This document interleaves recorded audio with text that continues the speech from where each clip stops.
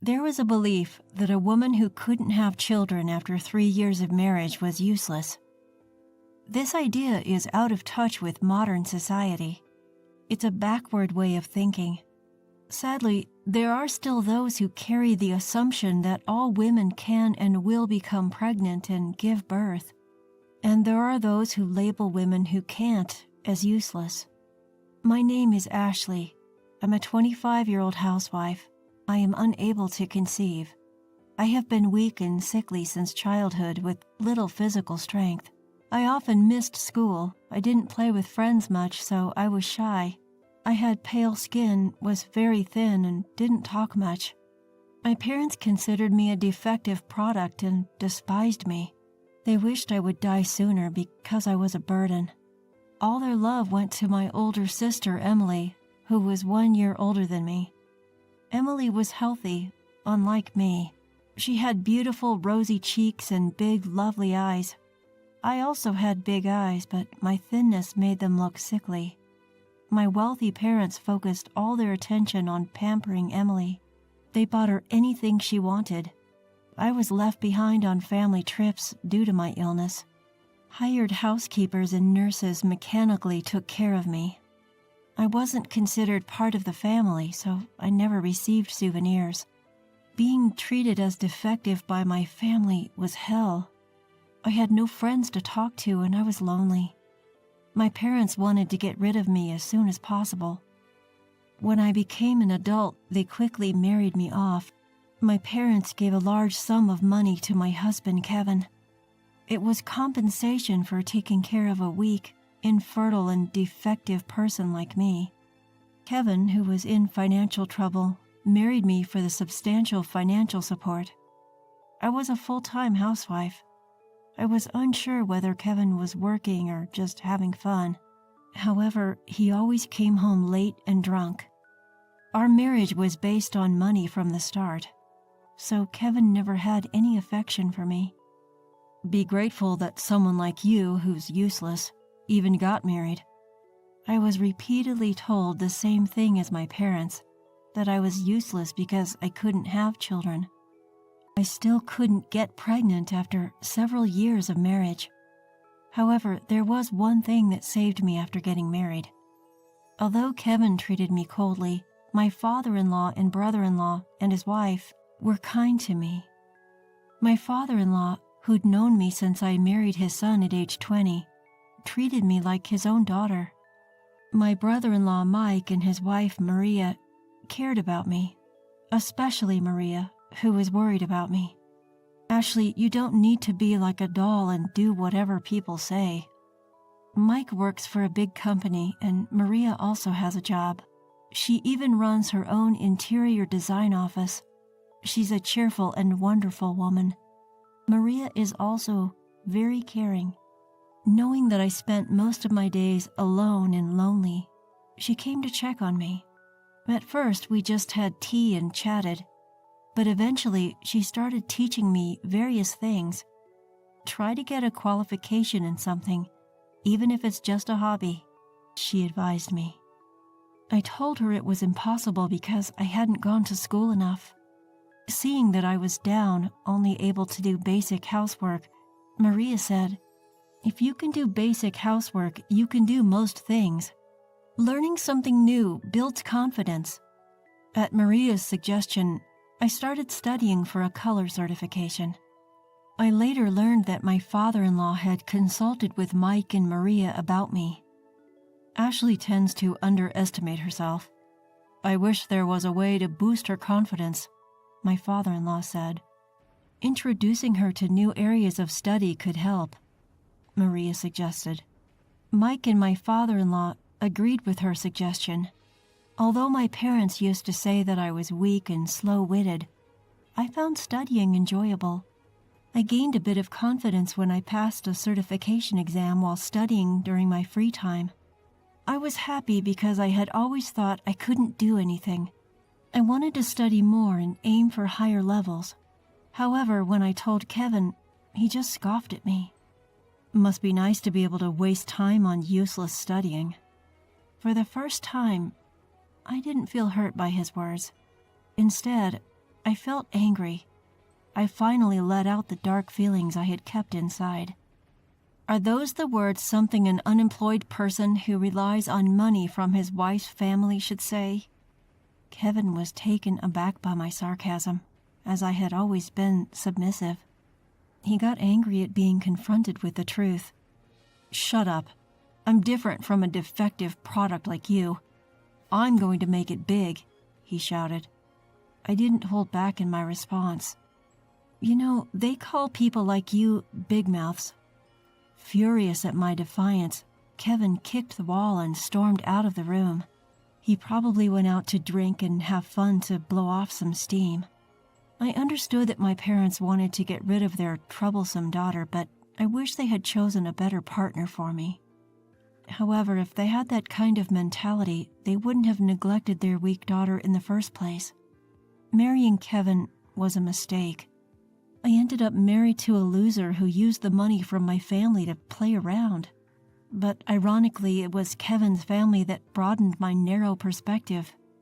After that incident, Kevin didn't come home for several days. I knew he was with my sister Emily, but I didn't do anything about it. Emily had divorced her husband and given up custody of her child. My parents still doted on her. That's why they allowed Kevin and Emily's affair to continue. I could clearly see the intentions of my parents, Emily and Kevin. They were probably planning for Kevin to divorce me if Emily got pregnant. My parents would have preferred to fulfill Emily's wishes over caring about me. I knew that one day my sister would steal my husband. I prepared myself for that day, now confident that I could handle it. Sometime later, we all gathered at my father-in-law's house. I regularly visited him, but Kevin hadn't been to his family home in a while. Kevin had a lot of pride and compared himself to his brother. Mike had graduated from a prestigious university and worked for a large company while Kevin was unemployed. Neither my father-in-law nor Mike had ever pointed this out, but Kevin felt inferior on his own. He hadn't done anything about it himself. He took pride in marrying me, a woman from a wealthy family, but my father-in-law didn't care. My father-in-law doted on me, his daughter-in-law, but was strict with Kevin. Kevin constantly praised Maria, Mike's wife, for being excellent. Deep down, he was jealous that his brother had a beautiful and intelligent wife. "Maria is amazing. She's successful at work, has children, and is a capable woman. Ashley is just stupid and can't do anything," he said with transparent flattery toward Maria and insults toward me. Maria looked annoyed by his words, but she calmly dismissed Kevin's remarks. "Ashley is my sister too. I don't find it amusing when my sister is insulted," Marie replied. Mike nodded in agreement. "Kevin, think about yourself before comparing Maria and Ashley," Mike warned. Kevin clicked his tongue dismissively. I felt embarrassed by Kevin's childish behavior. I understood that he felt inferior to his successful brother, but he needed to grow up. My father-in-law looked at Kevin with bitterness. He had treated them equally, but the siblings had turned out so differently. He had sighed about it to me. But today, my father-in-law cleared his throat and scolded Kevin. "Aren't you ashamed, Kevin? Relying on Ashley's family money and not working? Ashley is a good wife. If you're a husband, support yourself. Don't you understand something so simple?" Kevin's face turned red with anger. "Dad, Ashley was useless and dumped on me. That's why I'm just returning the favor," he retorted. Mike answered on behalf of his father. "Kevin, I don't want to say this as your brother, but your mind is rotten." Usually calm, Mike's sharp words made Kevin curse and storm out. As I tried to stop him, my father-in-law held me back. "I'm sorry, Ashley. I hoped he would become more responsible after getting married, but it seems that's not the case." With their shoulders slumped, Mike and Maria sighed beside my father-in-law. As I quietly bowed my head and tried to leave, Maria stopped me. "Don't worry, Ashley. Everything is prepared." I nodded and left my father-in-law's house, returning to the chaotic home where Kevin was raging. The room was a mess, destroyed by Kevin in a fit of anger. As I stared in disbelief at his childish actions, the drunk Kevin raised his voice. "I'm divorcing you, the infertile one. I'm going to marry your sister." Kevin laughed, bragging that my parents had already given their consent. So Kevin chose Emily after all, I thought. My parents had always given Emily everything she wanted. Even if it was my husband, they didn't mind. Kevin knew I couldn't have children when he married me. It was convenient for him to use me as a wife. However, Emily wanted Kevin, and my parents condoned their affair. They probably wanted grandchildren now. So they would use Emily's pregnancy as an opportunity for her to marry Kevin. It was something my parents were capable of doing. When Emily divorced before, she gave up custody of her child, saying the child wasn't cute because they weren't attached to her. Emily was the type who loved herself more than her own child. I felt sorry for the child Emily and Kevin would have. Would a child born to such selfish parents be happy, I wondered. Kevin, not understanding my concerns, mocked me, telling me to leave because we were divorcing. "I'll pay you alimony, you good-for-nothing." The shameless man didn't even realize that my parents would be the ones providing alimony. I signed the divorce papers, took my essentials, and left the house. Instead of going to my parents' house, I sought refuge at Mike and Maria's. I had been consulting with them about my suspicions about Kevin and Emily's affair. Mike said with a gloomy face, "I wouldn't put it past Kevin." That's when Maria started preparing for the worst-case scenario. Mike and Maria had a young child. When I arrived at their house, their shy child peeked out for a moment before hiding again. He was a cute boy who resembled Maria. According to Mike, his son was extremely shy. Maria, Mike, and I discussed our plans for the future. Maria had already arranged a place for me to live. I would be staying in the company housing of Maria's interior design firm, and I was going to work at Maria's firm. I was anxious about whether I could work, having never worked before. However, Maria assured me with a smile, "Don't worry, Ashley, you can do it." Maria took care of me, and Mike handled the paperwork. I severed ties with my family after the divorce. Mike explained the situation to my former father-in-law and concluded, "Dad, we are cutting ties with Kevin too." My former father-in-law was disheartened but not surprised. He told me to come and visit as usual since Kevin was no longer related to us. That's how I officially divorced and became independent. I received alimony from Kevin and severance money from my parents. I returned the severance money without using a dime. I didn't want to use my parents' money ever again. I started working at Maria's interior design firm. At first, I learned the basics of the job from one of Maria's subordinates. His name was Stephen, a cheerful man around my age. He taught me in between his busy schedule and chatted with me casually. One morning, I was the first to arrive at the office and cleaned it, surprising Stephen. "Wow, the office is spotless." He happily helped me with the cleaning. When I apologized, he tilted his head, puzzled. "I've thought this before, but why do you apologize when you haven't done anything wrong? We're equals. We work together." This was the first time someone told me we were equals.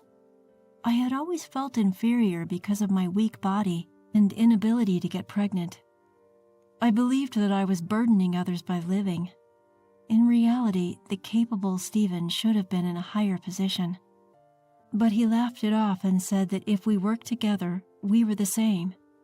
I felt embarrassed by my own self-deprecation, realizing that there were such generous men out there. At that moment, Maria came to work a little early. She looked at Stephen and me, smiling. "Oh, Stephen, did you finally get close to Ashley?" Stephen turned bright red at Maria's words. I didn't understand what she meant until Maria whispered to me, Stephen wanted to talk to you alone and was waiting for a chance."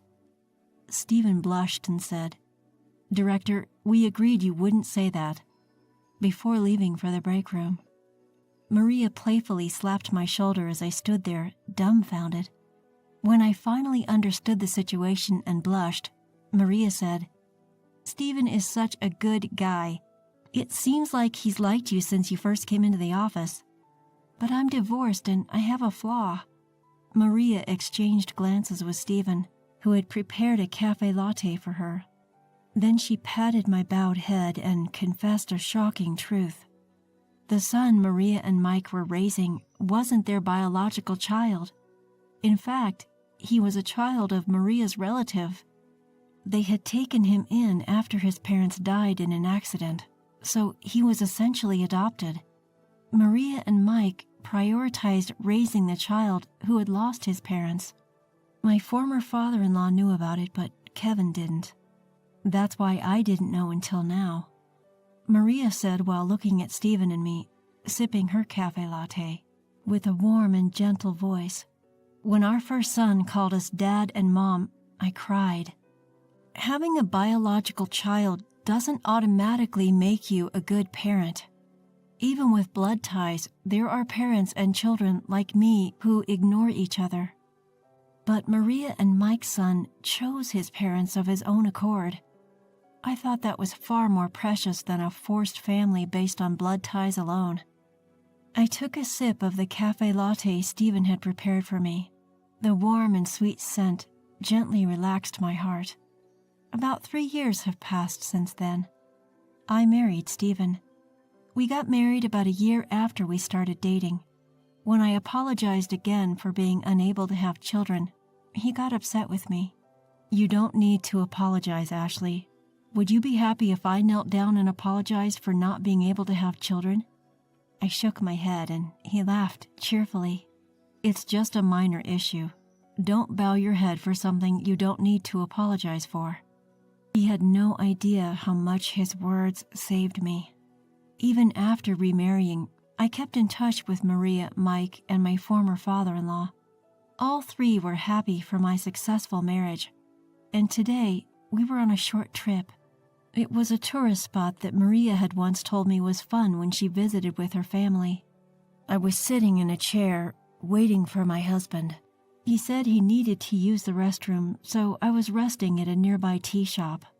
Then suddenly, I heard a voice from behind. "Ashley?" It was Kevin, my ex-husband. Behind him was my sister, Emily. Emily was still beautiful, but her makeup had gotten heavier. "You're still so gloomy. Traveling alone after the divorce?" Since I hadn't told my parents about the remarriage, Emily thought I was single. As I ignored her, my husband returned. "Sorry, Ashley, the restroom was crowded." My husband looked puzzled at Kevin and Emily. He definitely wanted to ask, "Who are these people?" As I tried to ignore them and urged my husband to leave, Emily mocked me. "You found another man already? Even though you're incompetent and can't have kids." As Kevin tried to laugh along, my husband spoke up, looking displeased. "I am Ashley's husband, and her name is now Ashley Stevens. By the way, we do have a child." He patted my belly and Kevin turned pale. Emily sneered. "I bet the baby will be disabled." My husband replied in a cold voice. He was probably at the limit of his patience. "Ashley is currently pregnant with her second child. Her older daughter is 2 years old and healthy. Today, we left her with my parents." Kevin turned pale at my husband's words. I myself was shocked when I first got pregnant. I cried out to the doctor at the maternity clinic, told him I shouldn't be able to have children, but the doctor examined my body and declared I could get pregnant. I had been led to believe by my parents that I couldn't have children. I had taken their word for it since they had always said so. However, my body was actually able to conceive normally. When I told my husband about my pregnancy, he was overjoyed. During my marriage with Kevin, I never got pregnant. I wondered why, so I consulted with Maria. Then she sighed, shook her head, and formed a hypothesis. I never tested myself because of my parents' suggestions. Actually, my parents knew I could get pregnant. Kevin knew too and was using contraception. Maria hesitantly muttered to me, "Ashley, there's a possibility that your parents have been deceiving you all along. Probably they didn't want me to have children. They thought it would be a hassle if I, who was frail, gave birth to a child who had disabilities. So they instructed Kevin not to get me pregnant. I remarried and had a healthy baby girl with Stephen. My second child during pregnancy is a boy, and both mother and child are healthy. I had been burdened with an inexplicable sense of guilt due to my terrible parents' scheme. As my husband and I were about to leave, Emily pointed and smirked. I aborted Kevin's child. It was a failure. In other words, she aborted it due to the possibility of disabilities. Kevin desperately begged me, "Please give me one of your children. Otherwise, I'll be kicked out." Emily laughed maliciously. I was about to scream in anger, but my husband stopped me. He looked at Kevin and Emily with disgust and said, "Save your nonsense for when you're in a coffin, you piece of trash." He gave them a sharp glare, then urged me to leave while holding my hand. I also turned my back on Kevin and Emily, sending them a contemptuous look before walking away. I felt like I had seen something incredibly bad for their unborn child. Later, I safely gave birth to a baby boy. Caring for my 2-year-old daughter and infant son is difficult, but my husband helps me. As for my ex-husband, Kevin, he was eventually abandoned by Emily. My parents were also kicked out once they were no longer needed. According to my ex-father-in-law and Mike, Kevin is in debt and struggling financially. They turned him away when he came asking for help, dumbfounded by his situation. And my selfish parents and sister Emily also ruined themselves. After divorcing Kevin, Emily indulged in affairs with married men and ultimately met her downfall. She was sued multiple times by her lovers' wives and had to pay alimony. In the process, she gradually lost her fortune and credibility with those around her. Even my parents couldn't stop Emily. Finally, due to Emily's selfishness, they lost all of their assets. Moreover, foolish Emily borrowed money from a shady company and is now being chased by a huge debt. My parents and Emily are homeless, but it's not my concern. They are not my family. They are just blood-related strangers. My precious family consists of my kind husband and 2 beautiful children. It doesn't matter what happened to my parents, Emily and Kevin. As I changed my son's diaper, my husband played with my daughter, laughing. Seeing his smile, I truly felt grateful to have met him. I smiled while watching them, and my husband looked puzzled. "What's wrong, Ashley?" "I'm just so happy to be married to you, Stephen," he playfully replied while patting our daughter. "Well, you're Mrs. Stephen, too." His cheerful laughter made me and our children break into smiles as well. "Too bad it didn't go as you thought it would. Just get that divorce paper submitted and disappear." My husband changed as soon as my father-in-law was admitted to the hospital. I couldn't believe what I was hearing. "Tom and I are going to divide his inheritance. You aren't getting anything. There is no money for a wife who is incapable of doing her own housework." I had no words. When I went to the city hall to file for divorce, however, I discovered a terrible truth. Nancy is my name. I am a 24-year-old housewife. Tom, my husband, is 40 years old. It's a May-December romance, as people say, but didn't go through a romantic courtship like in the movies. It just kind of happened. It was just luck that I ended up working for Tom's father at a construction company.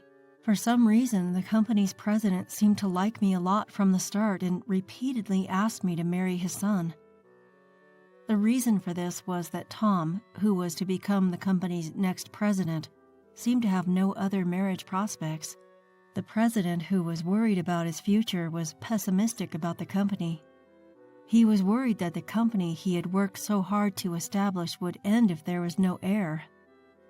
Tom's father, who had met my father through work, even came to our house and asked for me as his wife. My family owns a construction company that has been in operation for generations. My father used to work for Tom's father's company for experience when he was younger. Tom's father helped my father in any way he could, including teaching him how to run a business. Maybe because of this, my father couldn't ignore the offer and decided to hear what he had to say. However, due to the age difference, my father did not agree immediately, but instead said that Tom and I should have a dating period. He wanted to respect Tom's and my choices, he said, but that the conversation about marriage would have to be after a dating period. Tom, on the other hand, knew that the marriage to me was a condition for taking over the company. So he agreed to this proposal of my father's. I had a good relationship with Tom, and we went on many dates, for dinner, movies, shopping, and so on. After some time together, Tom and I had grown close enough to believe that we would get along fine if we got married. We were officially engaged not long after that. Shortly after the engagement, Tom's father became ill and had to go to the hospital repeatedly. Instead of Tom, who was at work, and my mother, who couldn't drive, I, his fiancée, had to take care of my father-in-law in the hospital. My mother-in-law told me to focus more on housework for her family, telling me I'm not doing a good job considering I was going to become her daughter-in-law. "Nancy, hurry. The morning reception hours will end. Take him." Even before we married, I felt treated as if I were a maid. But I said, yes, I'm coming. I'll start the car. I was looking after my father-in-law. One day, my mother-in-law suggested that I move in, even though it was a little early, because it would be easier for me to take care of him. I agreed to this, considering having to commute from my parents' house to take him to and from the hospital every time. It might be easier for me just to live with them. I would have been moving there soon anyway. I assumed the wedding would take place after my father-in-law's health improved, so why not just write the marriage paper as I move in? There were no rumors of his having other relationships when I began living with Tom as his wife. I soon realized why he had reached the age of 40 with no relationship experience. Anyway, he is extremely conscientious about money. He was a miser who insisted on not wasting any money. He'd also keep meticulous records of our dates, telling me how much he'd spent on me, how much he'd spent on food and gas. Furthermore, my mother-in-law, who enjoys bullying others, is always next to me, being sarcastic and abusive. No one would dare approach them. Tom was very generous with his mother's spending and said nothing when she spent a lot of money on travel and name-brand goods. I was wondering if he was a mother con who loves his mother so much that he prioritizes her over anything else. To be honest, I thought I made the decision to marry too quickly. I reasoned I should have moved in but not marry him until I was more familiar with their personalities and domestic affairs. However, when I considered my father and my father-in-law, I found myself speechless. My father-in-law's unconditional love for me was the only thing that kept me going. That day, I was getting ready to take my father-in-law, who hadn't been feeling well since the previous day, to the hospital first thing in the morning. Observing that, my mother-in-law was treating me like her housekeeper. "Nancy, have you made breakfast yet? The way you cleaned yesterday was unacceptable. Can you hurry up and just do it?" My mother-in-law did nothing but move her mouth as she sat in front of the television. Tom was sitting beside her, idly watching TV. "I'm sorry, I don't have time. I have to take your husband to the hospital." "Oh, well, then shouldn't you have gotten up earlier? I have to go out as well. Make us breakfast before you leave." I wondered if they could do some of the work themselves, seeing the two not even caring about their husband and father. "Father-in-law, please wait a moment. I'll be finished in a minute." I rushed and made breakfast and served it to Tom and my mother-in-law. I went to my father-in-law after finishing everything and tried to help him stand up. "I'm sorry I'm making you work so much. I have to apologize to your father, too." At that same time, my father-in-law collapsed. "Are you okay?" I was horrified that my mother-in-law and husband just continued to eat breakfast as if nothing had happened. In any case, I ended up calling an ambulance. My mind just went blank until I heard the sirens. When the ambulance arrived a few minutes later, "Sorry, Nancy, I have to leave, so you handle the rest." "I have work to do as well, so please lock up." They left, leaving my father-in-law and me behind. When we arrived at the hospital, he had regained consciousness and was admitted. After the hospitalization procedures and doctor's explanations, it was already dark outside. "If something should happen to me, I will leave you something, Nancy," my father-in-law said as I sat with him on the bed. "It's my way of apologizing for making you endure my unappreciative son and wife. I guess I've been focused on work too much to know what's going on at home." My father-in-law continued in a weak voice, apologizing for wanting me to be Tom's wife. Soon after, I heard someone clear their throat by the door. Tom and my mother-in-law came in. They both approached me and inquired about the condition of my father-in-law. I thought that as family they must be worried, so I assured them. "He'll be fine. He just needs to rest a little and he'll be out of the hospital soon." I told them what the doctor said. Perhaps it was just my imagination, but Tom clicked his tongue, and it appeared as if my mother-in-law was disappointed. Several days later, when I was getting ready to visit my father-in-law, Tom and my mother-in-law handed me a paper and said, "Once you have filled this in, please go and submit it to the government office." The form had green ruled lines on it, and it was a divorce decree. Tom had overheard the conversation in my father-in-law's hospital room and told me, "My father became weak and said he was going to give you part of his inheritance, but we are not going to give you a penny. Wasn't it what you wanted all along, to marry someone so different from your age? But your plan was unsuccessful. Go file for divorce and you'll be a stranger to us." He cursed me profanely. What? I couldn't believe what I was hearing. I wasn't expecting him to say so much. "Just go to the government office. Tom and I are going to divide that man's inheritance equally. There is no one to share it with. There is no money for a wife who is incapable of doing her own housework." What I was hearing was disgusting. My father-in-law was about to be released from the hospital in a few days, but they sounded as if they expected him to die, which terrified me. "How can you be so cruel? He's your family. He's not going to die. He will come home from the hospital and get better. And don't make fun of me saying I wanted inheritance. That is not something I intend to do. Of course, this marriage is not something I want." I hurried to the municipal office after filling out the divorce papers. I needed to get rid of these people, to get them out of my life right away. When I arrived at the municipal office and hurriedly handed in the report, the receptionist returned it to me with a strange expression on her face. Was there something about the form? He said my name wasn't correct, so I assured him that it was my name. He still said it doesn't match the records. This time I was asked for my maiden name, and it did match. The official laughed and said that my marriage certificate had never been submitted. We had never been married. He returned my completed divorce paper to me. I contacted my mother-in-law to find out what had gone wrong, and she replied, "Oh, I completely forgot. I had it all this time." I didn't believe her. She lacks common sense.